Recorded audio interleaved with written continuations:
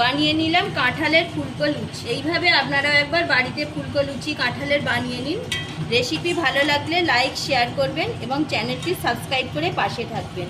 যে সকল বন্ধুরা নতুন, পাশে থাকা বেল আইকন প্রেস করুন যাতে যে কোনো ভিডিও আপলোড হলে আপনাদের কাছে পৌঁছে যায়। সম্পূর্ণ ভিডিওটা স্কিপ না করে দেখতে থাকুন আমি কিভাবে বানাচ্ছি। নমস্কার বন্ধুরা, আমাদের গাছের কাঁঠাল খুব পাকা মিষ্টি কাঁঠালটা নিয়ে চলে এসেছি। প্রথমে আমি কাঁঠালটা ভেঙে কোয়াগুলো বার করে নিচ্ছি। আমি কিছু কাঁঠালের কোয়া বার করে নিয়েছি। এবার কোয়াগুলো থেকে বীজ ছাড়িয়ে নেব। কাঁঠালটা পাকা মিষ্টি কাঁঠাল। বীজগুলো ছাড়িয়ে মিক্সিং বোলের মধ্যে নিয়ে নিচ্ছি। একটা পেস্ট বানিয়ে নেব। পেস্ট বানিয়ে ফিরে আসছি। কাঁঠালের কোয়া পেস্ট বানানো হয়ে গেছে। আমি এবার ময়দা নিয়েছি, হাতে কিছু জোয়ান নিয়ে নিয়েছি। জোয়ানটা হাতে এইভাবে ঘষে ময়দার মধ্যে দিয়ে দিচ্ছি। আর নিয়েছি কালো জিরা। কালো জিরাটা একটু ঘষে দিয়ে দেব। কাঁঠালের লুচি বানাচ্ছি। কাঁঠালের লুচিটা খাওয়ার সময় কালো জিরে আর জোয়ানটা যখন মুখের মধ্যে পড়ে না, খেতে খুব সুন্দর লাগে। পরিমাণ মতো নুন, চিনি দিয়ে দিচ্ছি, সাদা তেল। খুব ভালোভাবে ময়াম দিয়ে নেব। খুব ভালোভাবে ময়াম দেওয়া হয়ে গেছে। দেখুন আমি মুঠ পাকিয়ে দেখছি। এবার কাঁঠালের পাল্পটা অল্প অল্প করে দিয়ে আমি ময়দাটা মেখে নেব।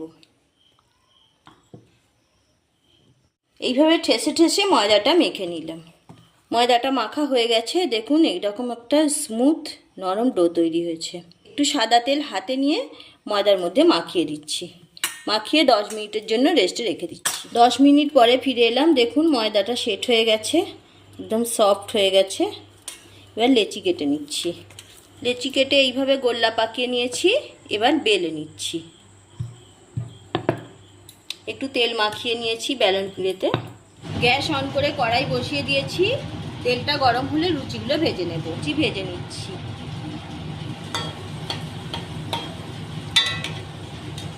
আমার কাঁঠালের কালারটা সাদা, সেই জন্য লুচিগুলো অতটা কালারফুল হয়নি। আপনাদের কাঁঠালের যদি কালার সুন্দর হয়, লুচির কালারও খুব সুন্দর হবে। সবগুলো লুচি আমি এইভাবে ভেজে নেব।